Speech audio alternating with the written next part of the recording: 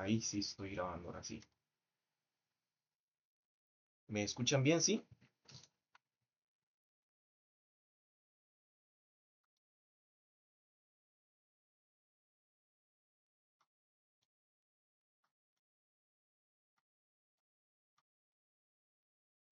Ok, excelente. Perfecto. ¿Tienen alguna duda de las clases anteriores o algo así? Si no, para comenzar directamente con esta.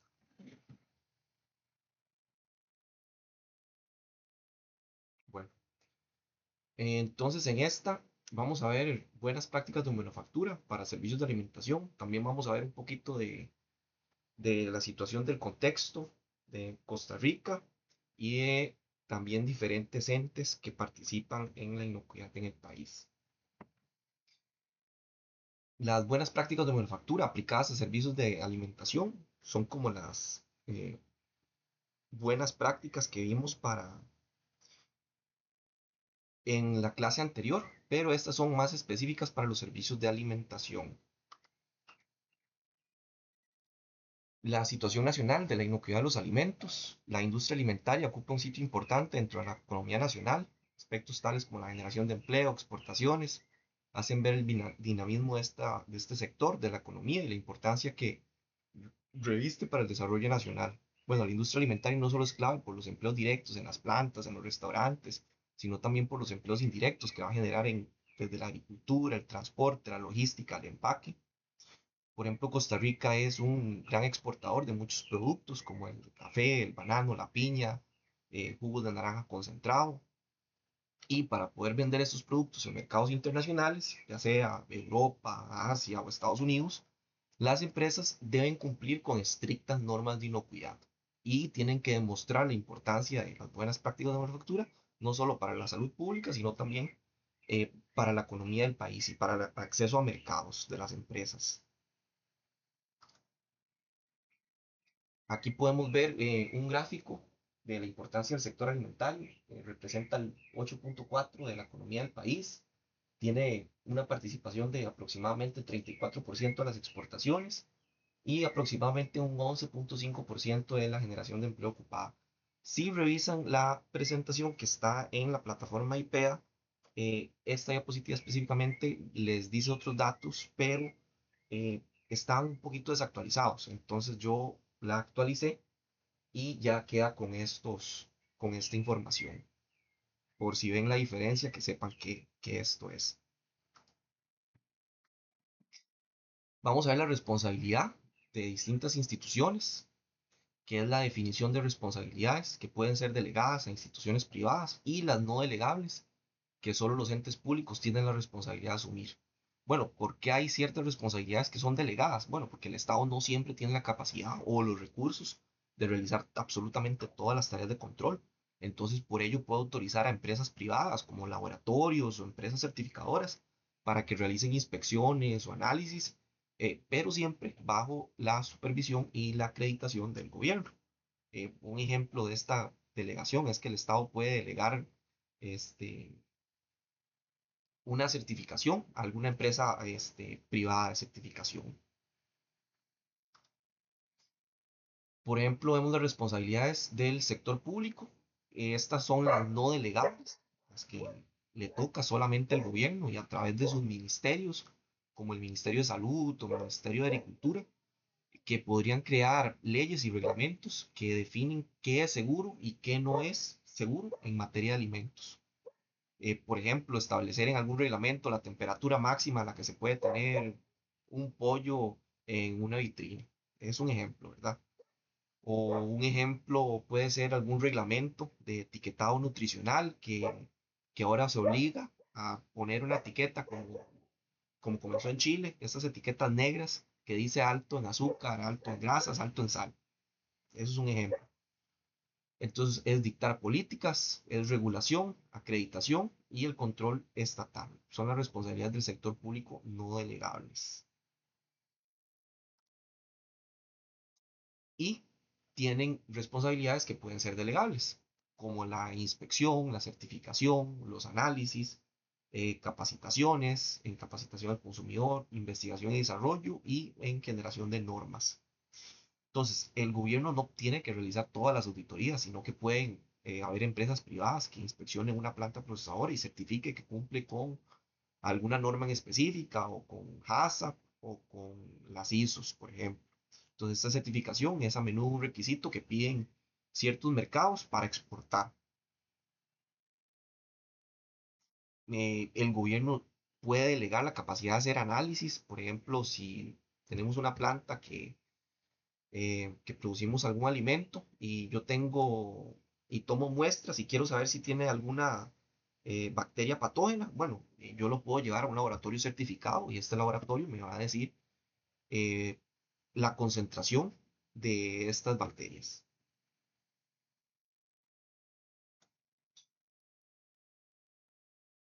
En la parte de capacitación, también están instituciones como el INA o entes privados que ofrecen el curso de manipulación de alimentos. También pueden haber participación de organizaciones sin fines de lucro para hacer campañas sobre el etiquetado, sobre nutrición. Y la investigación y desarrollo también la puede llevar el sector privado.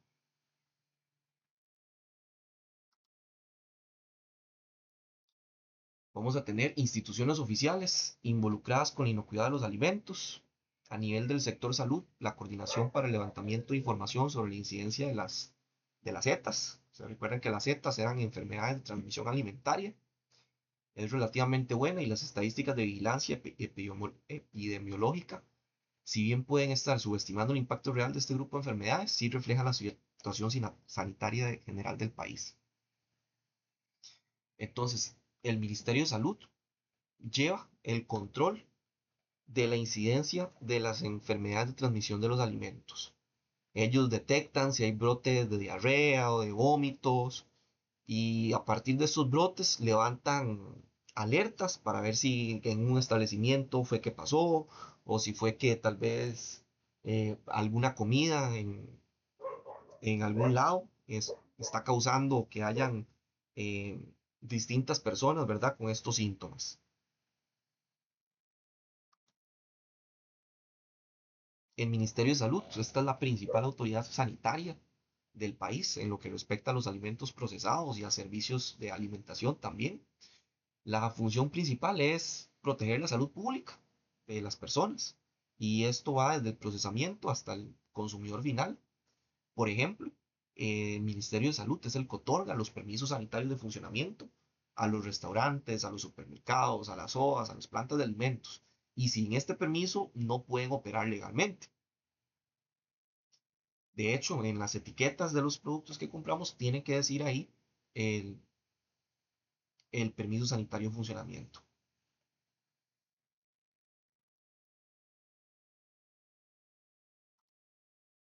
También tenemos al Ministerio de Agricultura y Ganadería.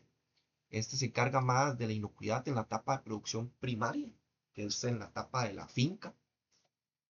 Y su trabajo es asegurar que los alimentos sean seguros desde el origen, como vamos a ver a través de las distintas clases más adelante. Si nosotros iniciamos un proceso con ingredientes que no son de la óptima calidad, bueno, a partir de ahí todo probablemente vaya a estar mal. Entonces, el primer paso es asegurarnos que nuestras materias primas estén en óptimas condiciones. Y el MAC, a través de SENASA, inspecciona mataderos para asegurar que los procesos se realicen higiénicamente y que solamente animales sanos sean procesados para el consumo de humanos, por ejemplo. También controla enfermedades en aves o en cerdos, esto para proteger también a los consumidores. Y también se tiene el Servicio Fitosanitario del Estado, que este regula el uso de plaguicidas en los cultivos y se asegura de que los agricultores solamente utilicen productos autorizados y que respeten los tiempos de espera antes de cosechar, porque cuando se le aplica ciertos productos a algún cultivo hay que esperar un tiempo antes de cosecharlo y llevarlo a la comercialización, porque aún se pueden tener residuos de este producto fitosanitario que se le haya aplicado. Y también velan que cumplan con los límites seguros eh, para para la salud de las personas. Hay límites máximos que ya están definidos de agroquímicos y otras sustancias. Entonces el Servicio Fitosanitario del Estado es el que vela porque los distintos productos cumplan con esta reglamentación.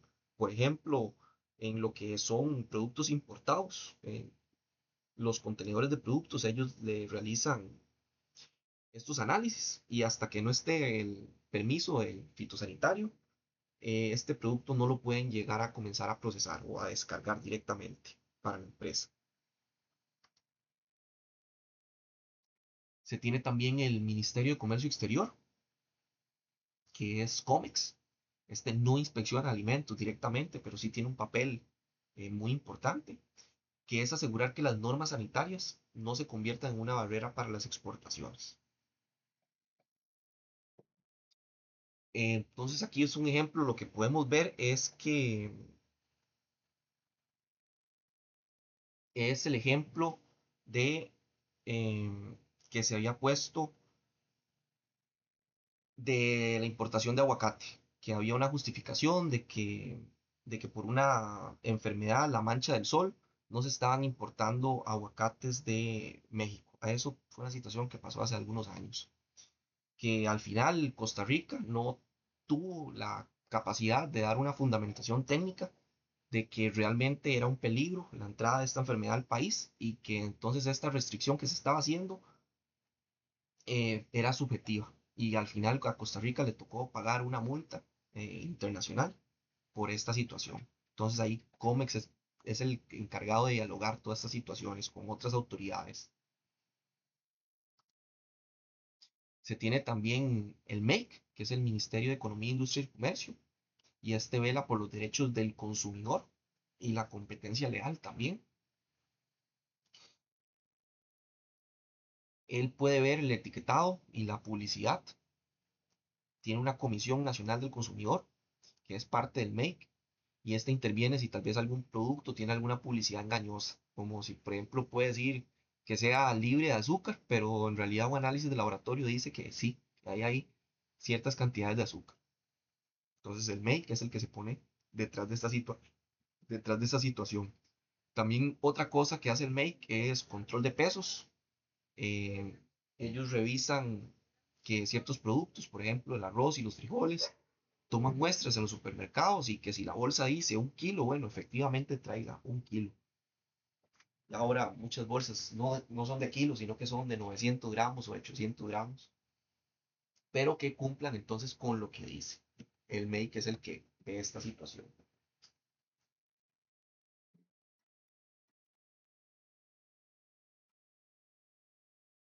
Después tenemos también eh,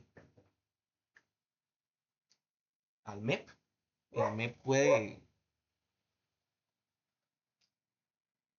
bueno, participa primero que todo con los comedores escolares, que son programas de alimentación gratuita para los estudiantes. Y ellos tienen que velar porque estos alimentos sean nutritivos y seguros. Y también en la parte de capacitación técnica, el MEP tiene programas técnicos en agroindustria, en producción de alimentos. En el sector agropecuario, ahí también tenemos el CNP. Yo trabajo en esta organización, en el Laboratorio de Calidad Agrícola. Y ahí velamos porque los productos importados, principalmente arroz, frijoles, papa y cebolla, pero hay una lista hasta de 14 productos que tienen alguna reglamentación en el país. Nosotros vemos que estos productos cumplen con estas normativas de calidad que se tienen. El PIMA es el que eh, es el Programa Integral de Mercado Agropecuario. Este administra principal mercado mayorista del país, que es el Senado, y ahí él tiene que velar porque todas esas instalaciones sean higiénicas y tienen que ser seguras. Ahí relacionado también está el Incopesca, que trabaja principalmente con productos del mar y en eventos de marea roja. Entonces ahí prohíbe la extracción de moluscos para que no vayan a haber intoxicaciones. Del sector salud también se tiene INCIENCIA, que es el Instituto Costarricense de Investigación y Enseñanza en Nutrición y Salud. Ellos pueden ayudar también en casos de intoxicaciones alimentarias, pueden recibir muestras y con técnicas avanzadas pueden identificar si distintos pacientes los está atacando exactamente el mismo microorganismo. Y ellos ahí coordinan con el Ministerio de Salud. También en el sector educación está la UCR, el TEC, la UNA, la UNED, el INA, ¿verdad? Todos estos con diferentes programas que manipulación de alimentos, que distintas carreras, eh, que microbiología, que agronegocios, bueno, de todo lo que se puedan imaginar, ¿verdad? Relacionado a la producción de alimentos. También está el sector privado, que tiene la Cámara Nacional de Agricultura e Industria, la Cámara de Exportadores de Costa Rica, la Unión Nacional de Pequeños Agricultores, la Federación Nacional de Asociaciones de Consumidores, la Cámara Costarricense de la Industria Alimentaria. Entonces ellos también, además de defender los intereses de sus miembros, sino también defienden los intereses de los consumidores. Bueno, y ahora pasamos a la parte de distintos servicios alimentarios. Vamos a tener distintos servicios, tipos de servicio. La alimentación tiene que estar acorde con las condiciones económicas, así como las necesidades fisiológicas de las personas, como la edad, el peso, el estilo de vida, el tipo de trabajo, el lugar donde vive, las condiciones climáticas, los gustos, las preferencias, entre otros factores que responden a una alimentación equilibrada. Las características y funciones va a depender según el objetivo operacional o razón de ser de la empresa. Un servicio de alimentación podría clasificarse en tres grandes géneros: lucrativo, afán de asistir y género de atención a la salud. Vamos a ver cada uno de estos con más detalle. El género lucrativo se incluye todo tipo de servicios de alimentos comerciales en los que el comensal paga y el establecimiento se torna más lucrativo conforme aumenta la calidad y la atención por parte del personal especializado, la decoración y la sofisticación del lugar. Se citan en este grupo dos géneros: por un lado los restaurantes, los hoteles, las cafeterías, los bares, los catering service, y por otro lado también las sodas, los comedores institucionales, entre otros. Y pueden haber restaurantes de hoteles de lujo, catering service para eventos, que estos son de gama más alta, se pueden tener como de gama más mediana, baja, como sodas, comedores de empresas privadas, entre otros.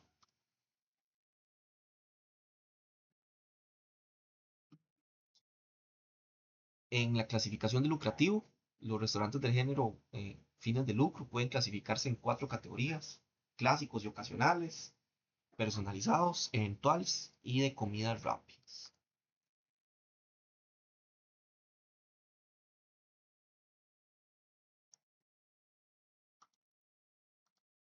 ¿Me están viendo ahí?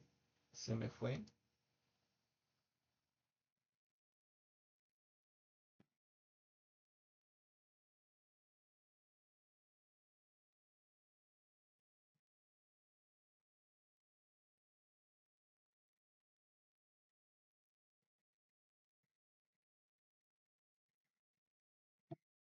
Se me fue el internet.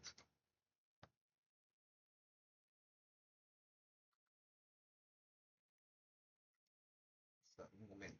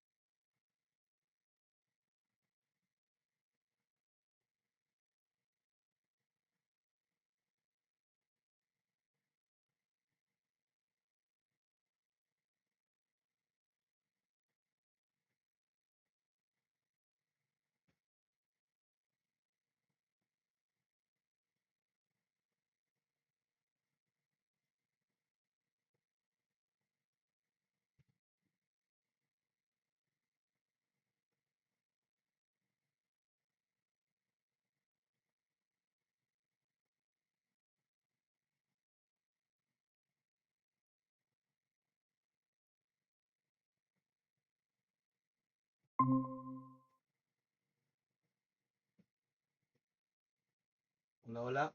¿Me escuchan? ¿Me escuchan?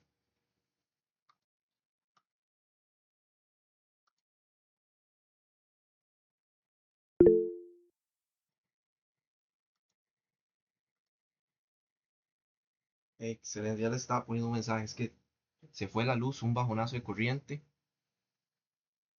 Eh, ok. Habíamos visto esa presentación, sí. La logramos ver, ¿verdad que sí? Eh, Hasta aquí, ¿alguna duda, alguna consulta? ¿Todo claro?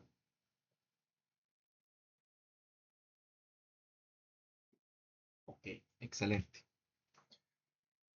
En la clasificación de eh, servicios de alimentación lucrativos están los clásicos y los ocasionales.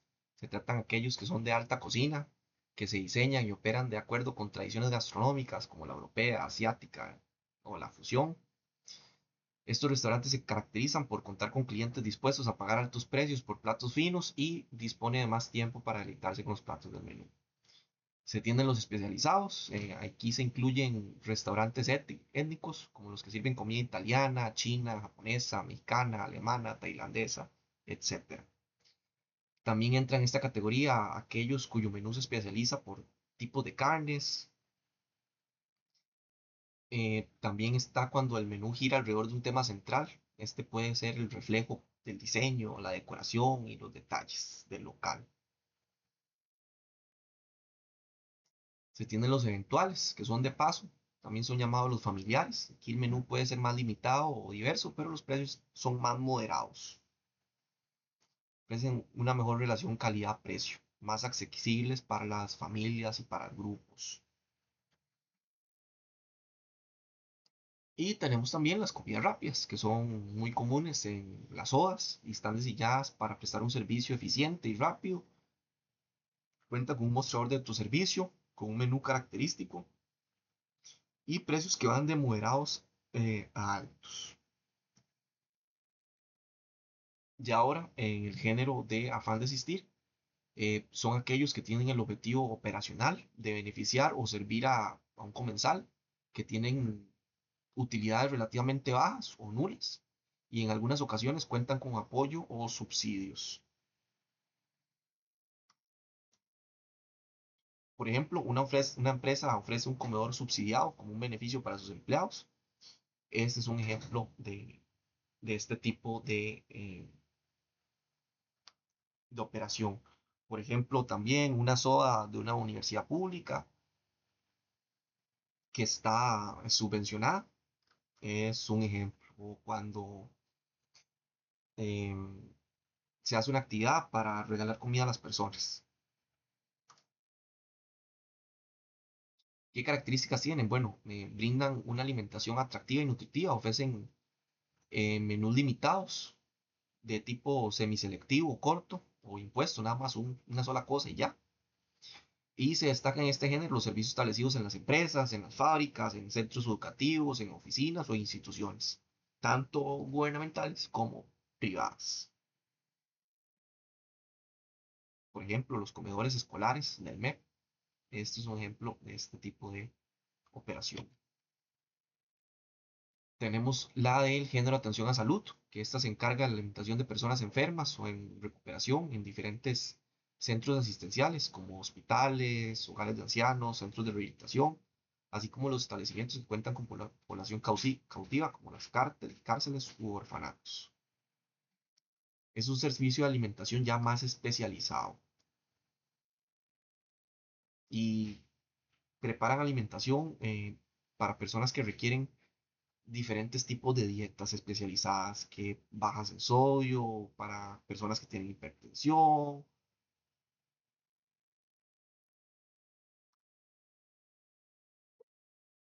También otra clasificación que podemos tener para los servicios de alimentación es por la metodología que sigue la producción de estos alimentos. Y aquí podemos tener eh, convencional, semiconvencional, comisariatos, alimentos preparados y listos para servir. Vamos a ver cada uno de estos más a detalle. El convencional Este es el modelo de cocina tradicional, donde todo el proceso, desde los ingredientes crudos hasta el plato servido, ocurre en el mismo lugar. Es hecho desde cero. Eso significa que todo el servicio cuenta con áreas y con personal para todo. Por ejemplo, no solo se hace el pollo, sino que lo reciben entero, lo cortan. Eh, este no es tan común porque, por ejemplo, si hacen sándwiches, tienen que hacer hasta el pan, tienen que hacer todo, ¿verdad?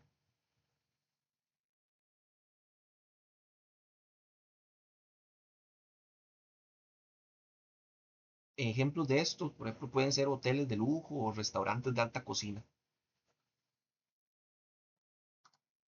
Se tiene el modelo semiconvencional, que este es el modelo más común en la mayoría de restaurantes y servicios de alimentación.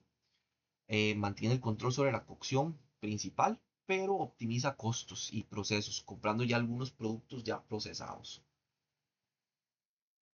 Se enfoca en la cocción y la preparación final, pero evita las tareas más especializadas como la panadería o el despiece de las cortes de carne. Por ejemplo, una soda que prepara sus propios casados, pero compra ya bistecs cortados. Es un ejemplo de semiconvencional.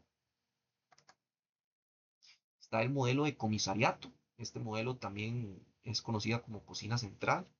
Se basa en la eficiencia de la producción a gran escala. La comida no se prepara donde se consume, sino que es un proceso que inicia en una cocina central que prepara y cocina los alimentos en grandes volúmenes. Luego esos alimentos se transportan a diferentes puntos de venta o lugares satélites donde solamente se calientan, se ensamblan y se sirven. Aquí la clave de estos es el transporte, porque se necesitan equipos especiales, ya sea camiones refrigerados o contenedores térmicos, para mantener la cadena de frío o de calor y para garantizar que la comida llegue en condiciones inocuas al punto esperado. Por ejemplo, son las empresas de catering service o las empresas de catering que sirven a las aerolíneas, porque la comida la preparan en un lugar y después la llevan a otro que es donde se sirve finalmente. Se tienen alimentos preparados y listos para servir. Este sistema minimiza la preparación en el punto de servicio, sino que ya la cocina funciona principalmente como un lugar de ensamblaje. El servicio compra ingredientes o platos complejos que ya han sido cocinados y usualmente congelados por un proveedor externo. En la cocina, el personal simplemente llega, los calienta en un microondas, en un horno de convección, una freidora, antes de servirlo. Y listo. Requiere menos espacio de cocina, menos equipos complejos y reduce costos operativos también.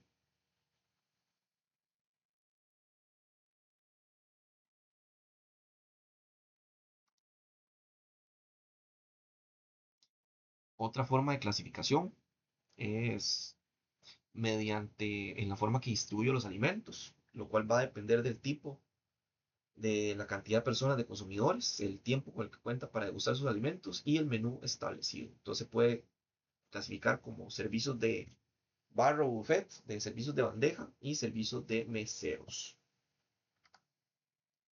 Es un servicio de barra o buffet. Aquí se caracteriza porque el cliente va a llegar y tiene control y libertad de elegir qué y en qué cantidades se sirve, ¿verdad? Servicio de bandeja. Este es un método ya estandarizado y con alta eficiencia logística. La comida se proporciona ya en distintas bandejitas, que ya todo está listo. Este es ideal para poblaciones cautivas, por ejemplo, aquí que vemos en los aviones, o en salud o en cárceles. Y se tiene el de servicio de mesero, que este es el modelo de servicio de restaurantes más tradicional. Ahí hay una interacción, ¿verdad? Ya con el mesero y el cliente, toma la orden, la comunica a la cocina, lleva los platos cuando están listos, se encarga de las bebidas. Este es el servicio a mesero. Cualquier restaurante más común al que vamos, ¿verdad?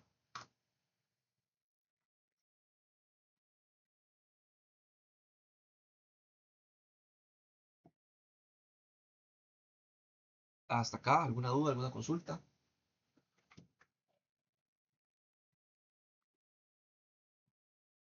Todo claro. Bueno, ya pasamos más a la parte de BPM. El diseño de los servicios de alimentación. La actividad y la preparación es necesario que fluya progresivamente desde la recepción de la materia prima al lugar de almacenamiento, preparación, elaboración, mantenimiento y servicio, sin volver hacia atrás ni llevar direcciones entrecruzadas. Bueno, el objetivo es que los alimentos, las partes, los procesos sucios no se crucen con los procesos limpios. Entonces ahí se minimiza el riesgo de contaminación cruzada. Entonces, por ejemplo, si tengo un área de lavado de vegetales y esta está a la par de donde se ponen los postres terminados, bueno, ahí hay un riesgo de que si yo estoy lavando alguna verdura sucia, y que alguna salpicadura de agua vaya a contaminar mi producto que ya está listo para servir, que no va a tener, que no va a pasar por ningún proceso de cocción, que vaya a eliminar microorganismos.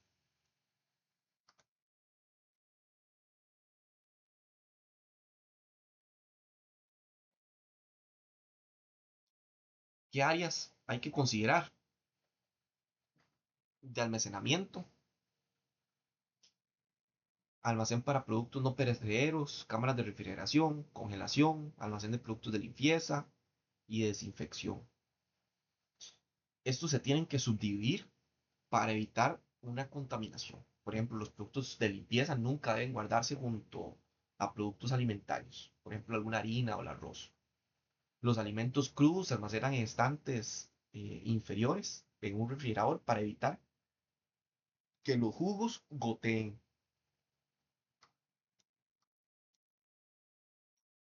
Áreas de preparación previa, que esta es como el área sucia donde se limpian, pelan o cortan los distintos alimentos. Está la parte de elaboración o producción, que aquí es donde pues, ocurre la transformación de los alimentos. Y esta es un área donde hay que darle más control.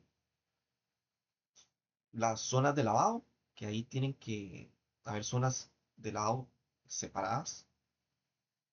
Almacén de desperdicios, área de comedor, servicios sanitarios y los vestidores.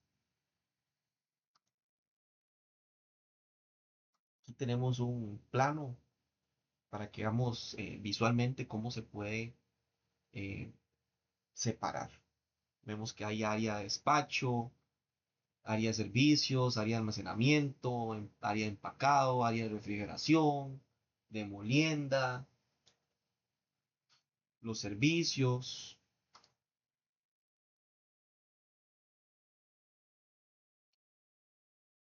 Recordemos que la inocuidad de los alimentos hace referencia a que es una garantía de que los alimentos no van a causar ningún daño a la persona consumidora. Calidad es que abarca los atributos que influyen o se valoran dentro de un producto por parte de la persona del consumidor. Calidad es que cumpla con estándares. ¿Y quién pone los estándares? Bueno, nosotros podemos decidir y escoger los estándares, las empresas. Entonces, lo que es calidad para una empresa puede no ser calidad para otra, porque tienen estándares distintos. Y recordemos que seguridad alimentaria es un término amplio que se refiere a contar con alimentos inocuos, disponibles y accesibles para toda la población durante un periodo de tiempo. Que no confundan estos tres términos, sepan las diferencias. Las buenas prácticas de manufactura son un conjunto de normas diseñadas y usadas para asegurar que todos los productos satisfagan los requerimientos de identidad, concentración, seguridad y eficacia. Estos son un conjunto de procedimientos y condiciones básicas que tienen que cumplir eh, todas las plantas y los establecimientos. Recordemos que son reglas básicas de orden, higiene, sobre el personal, las instalaciones, los equipos y los procesos. Y estas son de carácter preventivo.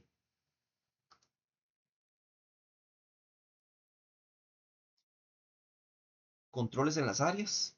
La elaboración de comidas puede ser considerada como un proceso de producción en el que los alimentos recorren un camino o distintas etapas, desde su recepción hasta la distribución donde van siendo transformados para lograr un producto de óptima calidad. Cada una de estas etapas requiere contar con diferentes controles que permitan asegurar la calidad e inocuidad de los alimentos preparados con el fin de brindar a las personas consumidoras alimentos seguros. Bueno, entonces, ¿qué es un control? Un control es una acción o una verificación específica que se realiza en alguna etapa para prevenir, eliminar o reducir un peligro. Entonces, si yo tengo algún control en la etapa de recepción, mi control es medir la temperatura del camión refrigerado que me entrega los pollos.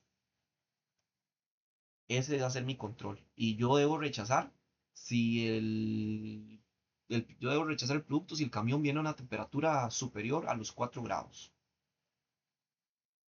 Más adelante vamos a ver que temperaturas superiores a los 4 grados están en una zona que llamamos zona de peligro, que es una zona de alta eh, reproducción microbiana. Entonces ahí el control va a ser revisar y registrar la temperatura para verificar que este pollo recibido esté en esa temperatura. O por ejemplo, si yo estoy realizando alguna comida y yo tengo que hacer un baño María, yo tengo que ver que la temperatura de ese baño María nunca baje los 60 grados. ¿Qué características tienen que tener los equipos? Cada equipo cumple con una función específica en cada área, según sea el sistema de servicio de alimentación en el que se esté trabajando.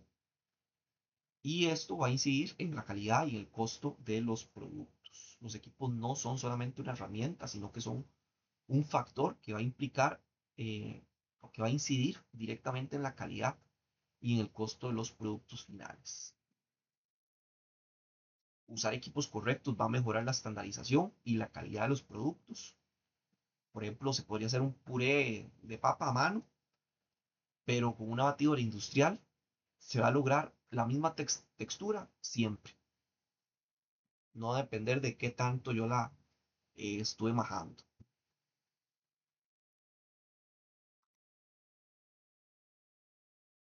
Este es un diagrama de flujo, es una representación visual para que vean el proceso de producción de alimentos, desde la llegada de los ingredientes hasta el servicio al cliente.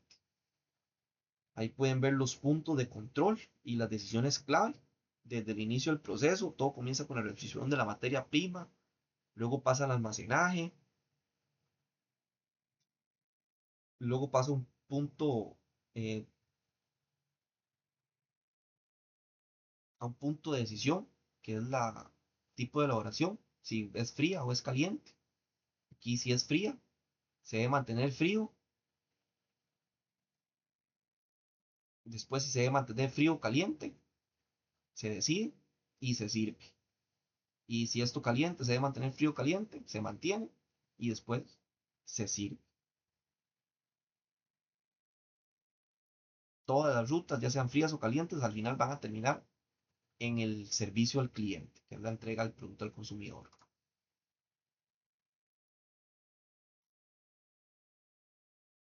La capacidad y la cantidad de los equipos va a depender del tipo de institución y el sistema de servicio, del tipo de sistema de distribución y servicio de comidas, depende del menú, de la cantidad personal, va a depender de la planta, va a depender del presupuesto, de la capacitación, de la funcionalidad, del espacio que yo tenga, de la vida útil. Bueno, de un montón de cosas puede depender nuestros equipos. No se trata de comprar lo mejor o lo más caro, sino lo que se adecue a nuestras operaciones.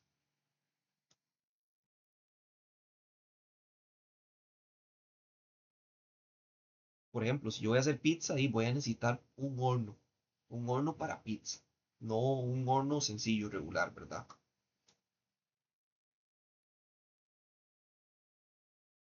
Por ejemplo, tal vez yo quiero una batidora eh, de 60 litros, pero si yo mi cocina es pequeña, no tengo espacio donde meterla. Necesito comprar una de apenas 20 litros.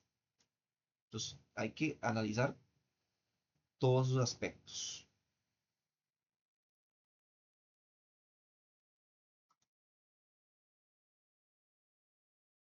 ¿Qué características tienen que contar?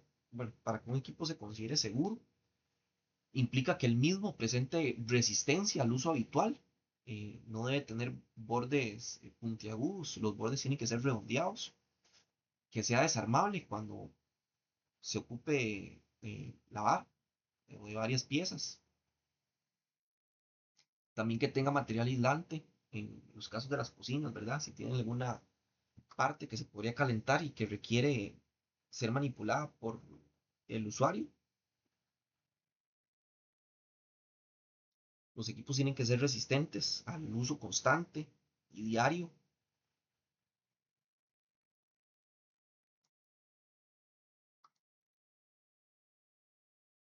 Y podemos clasificar los equipos de acuerdo con la función que realizan. Por ejemplo, podemos tener equipos de control, equipos de conservación, de trabajo mecánico, de cocción, de distribución y de servicio. Vamos a ver cada uno de estos con más detalle.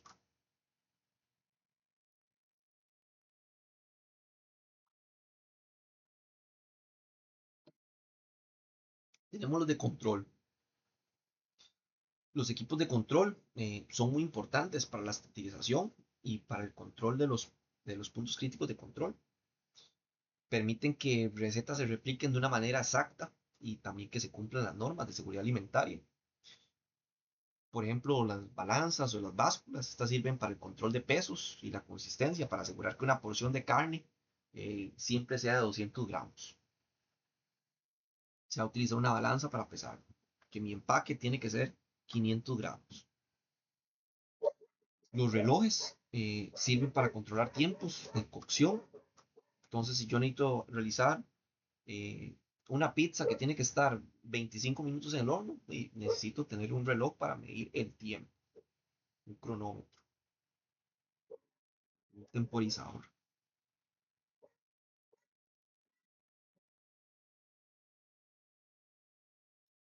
Los termómetros son equipos de control sumamente importantes. ¿Por qué? Porque muchas veces tenemos como punto crítico de control alcanzar una temperatura. Entonces, con un termómetro vamos a poder verificar que se haya alcanzado esas temperaturas. Y así podemos asegurar que nuestros productos van a haber eliminado los microorganismos, como por ejemplo salmonella. Vamos a tener equipos de conservación, como cámaras frías, congeladores, conservadores de helados, enfriadoras de bebidas. También se tienen en caliente, mesas caliente, baños marías, tolvas, carros térmicos, recipientes térmicos. Vamos a tener equipos de trabajo mecánico, eh, que estos ayudan en la cocina, realizando tareas físicas de una forma rápida y eficiente, aumentando la productividad y reduciendo la fatiga y el cansancio del personal. Por ejemplo, una licuadora, una picadora de carnes, procesadores de verduras, amasadoras, una máquina moledora de café, una fabricadora de hielo, un exprimidor, batidora. Hay muchos. Tenemos de cocción, que podemos tener marmitas fijas y volcables. Las marmitas son ollas industriales de gran capacidad, que pueden ser fijas o volcables. La palabra lo dice, ¿verdad? La fija no se mueve, se mantiene fija y las volcables se pueden mover para, para derramar el producto. Se tienen hornos de convectores, hornos microondas, planchas, parrillas, sartenes, freidoras. Hay muchos. Se tiene equipo de distribución como carros térmicos, carros transportadores y expendedoras de café o jugos o gaseosas.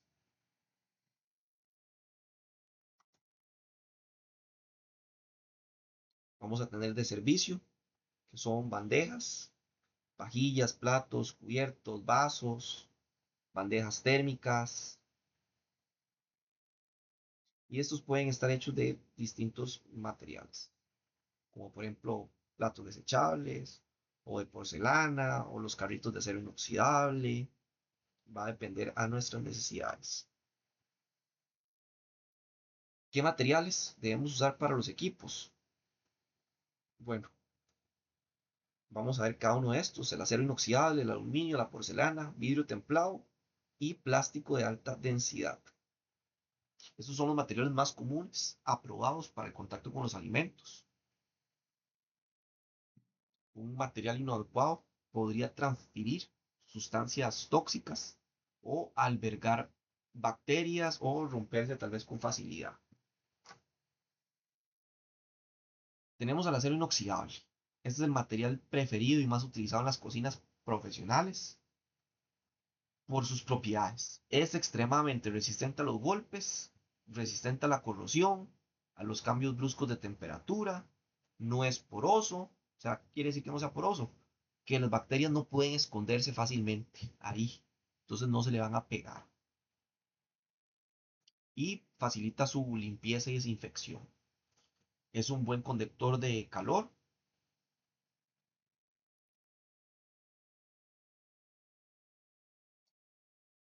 y ejemplos de equipos de acero inoxidable pueden ser mesas de trabajo, fregadores, ollas, sartenes, refrigeradoras, bueno, casi cualquier superficie industrial.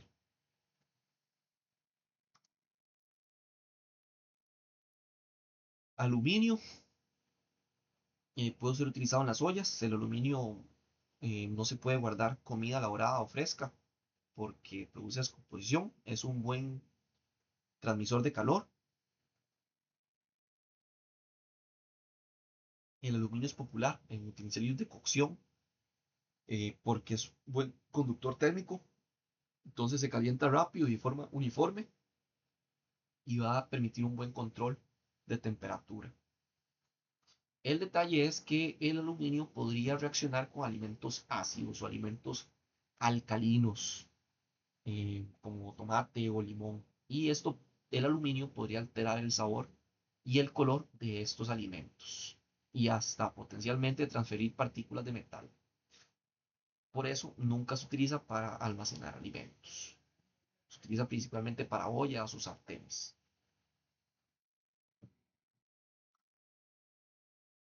Tenemos la porcelana, que es un material eh, el preferido para las vajillas, porque es elegante, es limpio,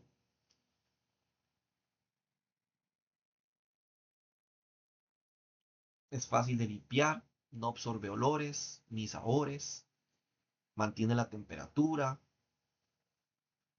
El detalle de la porcelana es que es frágil y puede romperse fácilmente con un golpe. Entonces requiere un manejo cuidadoso. Tenemos el vidrio también, que es valorado por ser muy inerte, no va a reaccionar con los alimentos y es transparente.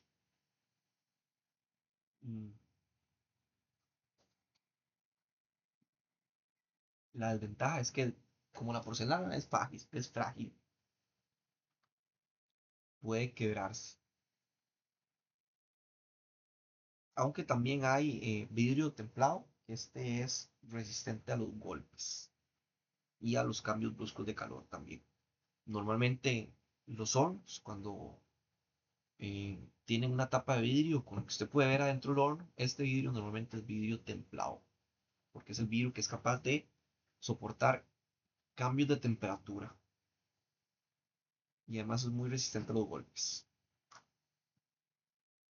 Se tiene el plástico, que se utiliza para una gran variedad de productos y utensilios. ¿Por qué? Porque es muy barato, es ligero y es versátil. Además que es poco reactivo con los alimentos cuando utilizamos un plástico adecuado. El detalle es la poca durabilidad, tal vez en comparación con otros materiales, el plástico va a presentar mayor desgaste.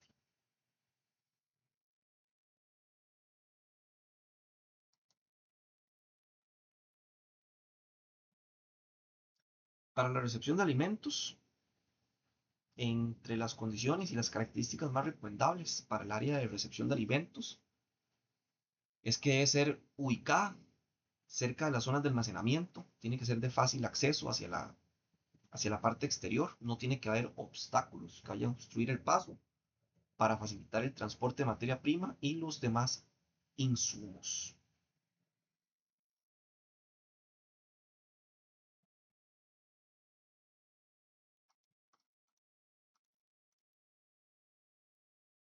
Hay que comprobar que las empresas proveedoras dispongan de autorización sanitaria vigente. Les mencionaba eso, ¿verdad? Que eh, el Ministerio de Salud es el encargado de dar estas autorizaciones sanitarias, que es el permiso sanitario de funcionamiento.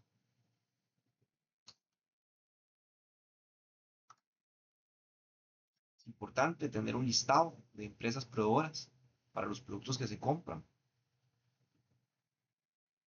porque va a permitir tener un control de la calidad de los alimentos.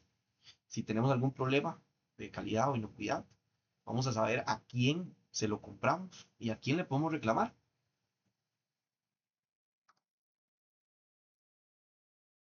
Los productos suministrados tendrán las características sensoriales especificadas en la compra. Bueno, esto es un control. Se van a utilizar los sentidos, se van a analizar las características organolépticas, las características sensoriales, vista, color, apariencia, olfato, hasta el sonido, para ver si está crujiente algún producto. Y si no cumple con esas características, con las que hayamos definido, el producto se va a rechazar. Vamos a tener productos envasados que tienen que estar etiquetados con la información completa del tipo de producto que se trate, los ingredientes, la identificación, la fecha de caducidad, el lote y la temperatura de conservación.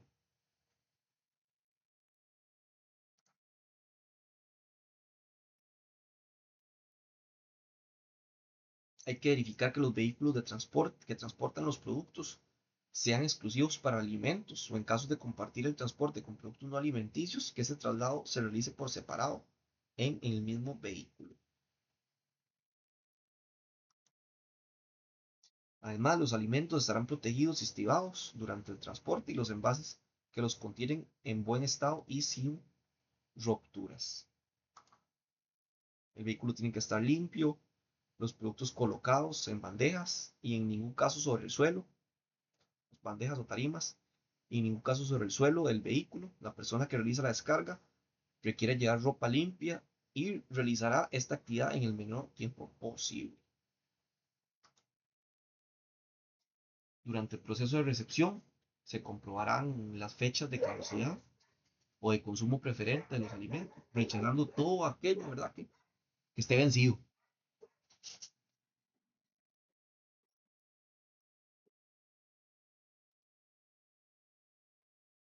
Ok, esta tabla es una herramienta que nos puede servir en la práctica para traducir los conceptos sensoriales en criterios ya más específicos y medibles para la recepción de carnes. Entonces nos va a servir como una guía rápida y objetiva para el personal de la recepción, buscando eliminar la sortida. Si no, no es una opinión, sino que es una lista de verificación. Entonces, yo tengo una carne y yo tengo que revisar el color. Si es carne de res, tiene que ser rojo brillante. Si viene café oscuro, verdoso, descolorida o la grasa amarilla, rechazo. La textura tiene que ser firme, elástica, ligeramente húmeda. Pero si viene viscosa, rechazado. El olor tiene que ser ligero, tiene que ser característico. Si viene con mal olor, rechazado. Temperatura, refrigerada tal vez a menos de 4 y congelada a menos de 18 y que no hayan signos de descongelación. Se rechaza si viene fuera de eso.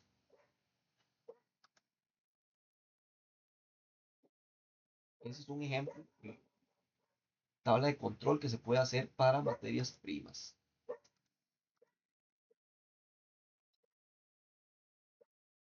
En almacenamiento, dependiendo de la naturaleza de los productos, la temperatura de almacenamiento se podría realizar tal como describe, temperatura ambiente, se puede tener en temperatura ambiente harinas, metales, eh, granos, cereales, entre otros. Y con temperatura regulada, productos que tengan que refrigerarse o congelarse, o más bien mantenerse caliente.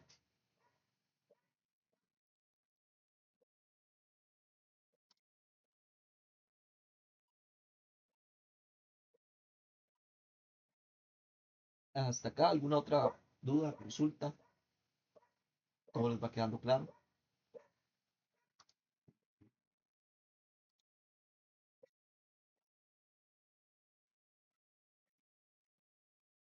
Ok, bueno, para la estiba se refiere al método de apilar y organizar.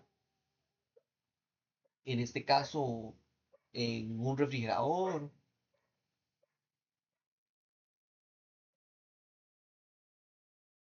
en este caso para un refrigerador, una correcta estiba sería de arriba hacia abajo, con los alimentos elaborados, después los alimentos sin cocinar, abajo los pollos y al final las verduras y las frutas.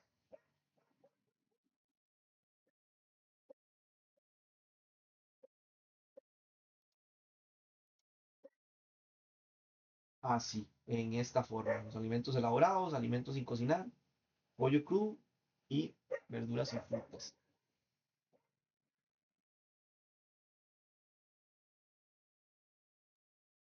Esto para evitar contaminación cruzada.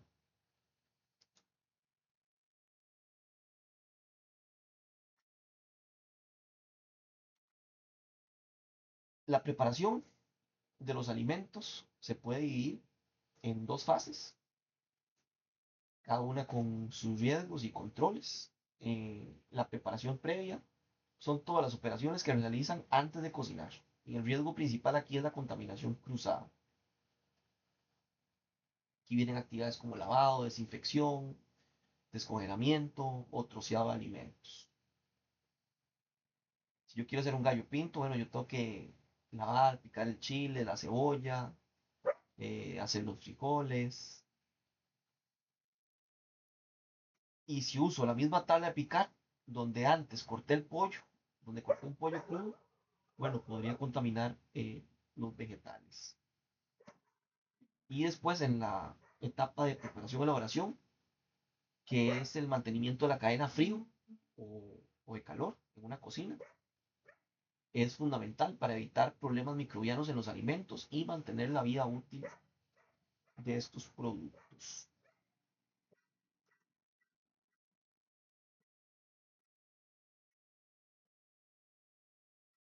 Se pueden tener de elaboración en frío, que en esta etapa las manipulaciones del personal, junto con la ausencia de tratamiento térmico, hacen preciso un estricto cumplimiento de las normas de higiene y las buenas prácticas de manipulación, así como la adecuada limpieza y desinfección de los equipos. Una elaboración en frío es rigurosa porque los alimentos no van a pasar por un proceso de cocción con calor que vaya a eliminar las bacterias. Entonces, la seguridad del plato va a depender 100% de la higiene y de los pasos anteriores.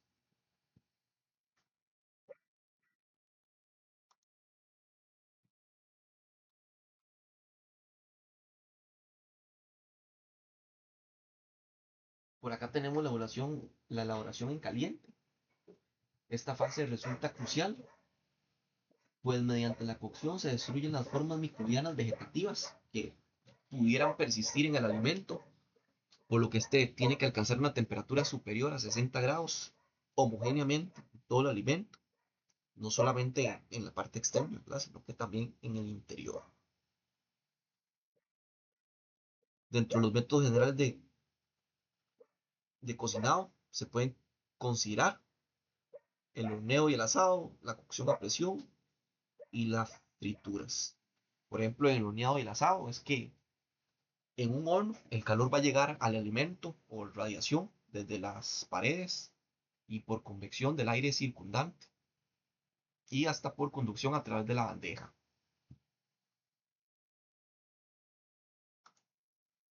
Se puede tener cocción a presión, que este método de cocción utiliza vapor y presión para alcanzar temperaturas superiores al punto de ebullición normal del agua, que son los 100 grados. Y esto va a permitir una cocción más rápida y hasta esterilización. ¿Cómo funciona? Bueno, en una olla a presión el vapor va a quedar atrapado y se va a ir evaporando agua, evaporando agua, evaporando agua, pero todo se mantiene ahí. Y a mayor presión, el agua puede hervir a una temperatura superior.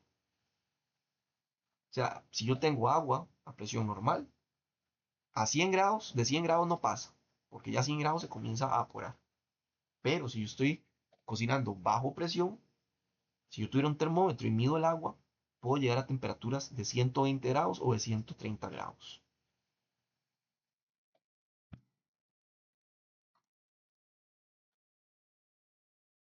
Fritura. La vida útil de los alimentos sometidos a fritura va a depender especialmente de su contenido de agua residual.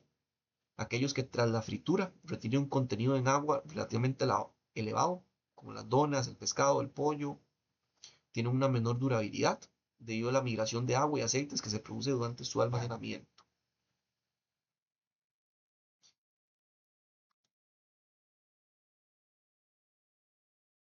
Vamos a tener tiempos de fritura. Para freír un determinado alimento va a depender de el tipo de alimento, de la temperatura del aceite, del sistema de fritura, si es superficial o por inmersión, el grosor del alimento, del tipo de aceite. Todos esos son factores que va a depender eh, la fritura de los alimentos que queramos hacer.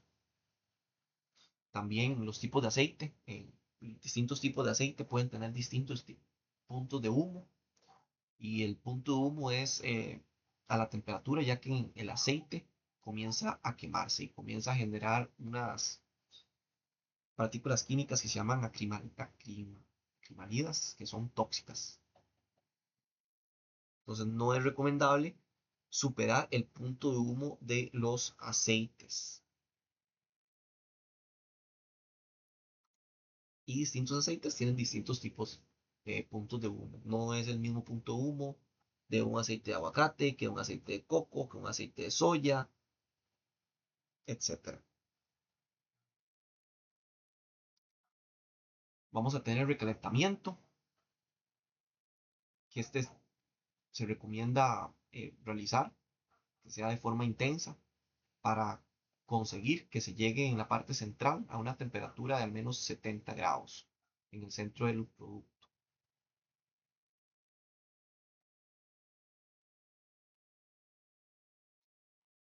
Lo recomendable es no recalentar los alimentos múltiples veces, sino que recalentarlos solamente una vez, ya que cada vez que el alimento se va enfriando y recalentando, va a perder calidad.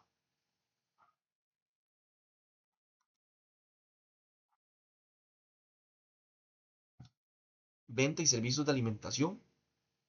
Aquí el principal riesgo es la multiplicación de los organismos.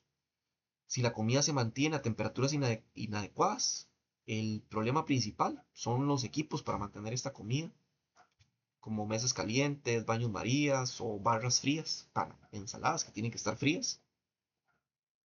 Estos tienen que mantener una temperatura adecuada. Si una mesa caliente solamente tiene la comida tibia en lugar de caliente, bueno, se va a crear un ambiente para que en realidad las bacterias se estén multiplicando y estén sobreviviendo ya a la cocción. Por ello es indispensable mantener los alimentos cocinados siempre por encima de los 60 grados en cualquiera de los métodos utilizados. Mesas, armarios calientes, baño María, etc. Y las mesas frías, estas requieren temperaturas menores a 5 grados.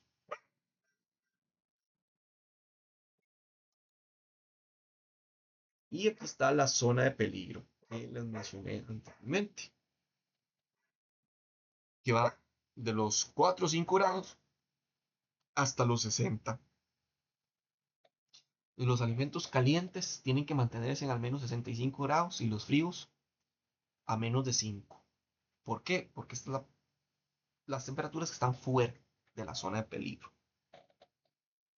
En la zona de peligro, las posibles bacterias de un alimento pueden en poco tiempo multiplicarse miles de veces y pueden constituir un riesgo a la salud de las personas.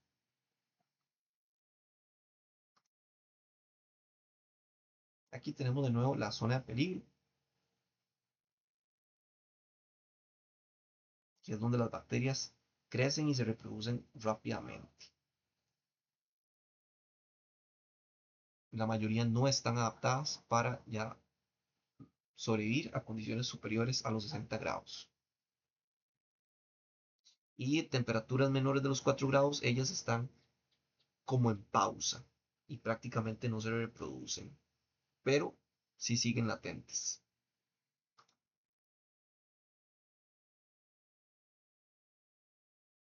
Para el transporte de los alimentos, se debe verificar que durante el transporte de alimentos elaborados que se reciben en caliente siempre se mantenga una temperatura superior a los 65 grados. Hay que comprobar que durante el transporte de alimentos elaborados que se reciben en frío, siempre mantengan una temperatura más bien inferior a los 5 grados. Hay que mantener el cierre adecuado de los compartimientos, hay que ingresar los alimentos y los recipientes de arriba hacia abajo. Hay que controlar la temperatura y el tiempo de acuerdo con los límites establecidos.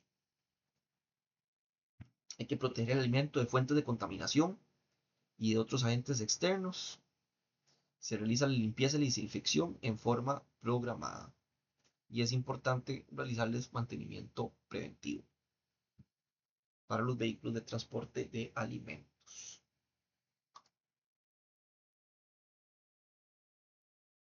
Criterios para la distribución y transporte de los alimentos. Para caliente hay que estar a temperaturas superiores a 60 y en frío menores a 4. Para alimentos cocinados y precocinados, si son calientes, tienen que mantenerse a una temperatura superior a los 60 grados. Si son cocinados y ya fríos, entre 4 y 5 grados. Y si fueran congelados, tienen que mantenerse a una temperatura menor a los 18 grados.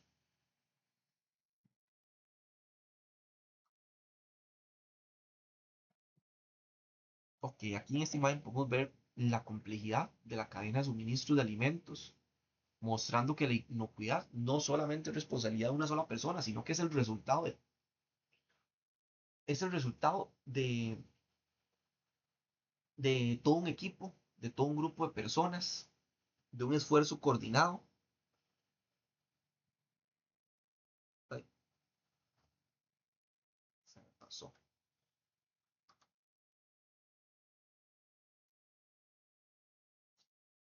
Para las instalaciones, para la elaboración de los alimentos, estos tienen que tener instalaciones especiales para el gas LP o instalaciones eléctricas.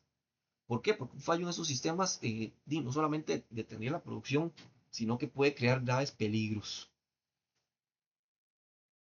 para la seguridad del personal o para la inocuidad.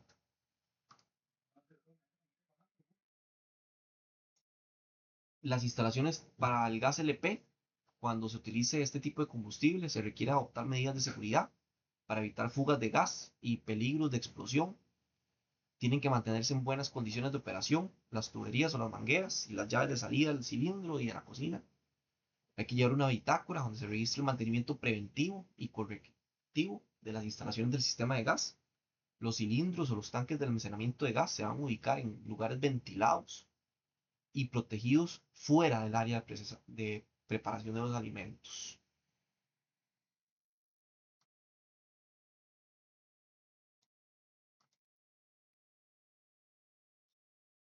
Esto es lo recomendable en una ubicación exterior, que el tanque no esté completamente al aire libre. Bueno, el tanque está completamente al aire libre, pero está protegido, está rodeado por una malla de seguridad, lo está protegiendo en contra de cualquier tipo de golpe intencional, ¿verdad? Si tenga algún montacargas que ande por ahí cerca y va a chocar contra la malla.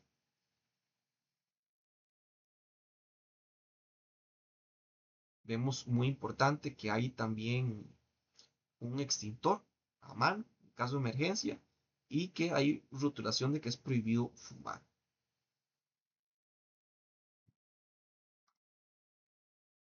Y finalmente tenemos las instalaciones eléctricas. Las instalaciones eléctricas en una cocina van a estar expuestas a distintas condiciones adversas, que el vapor, que agua, que grasa, cambios de temperatura, y esto va a aumentar el riesgo de cortocircuitos o incendios. Si no, están...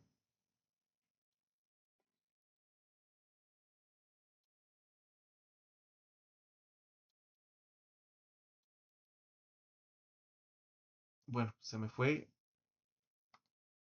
la corriente. Ya estaba en la última presentación.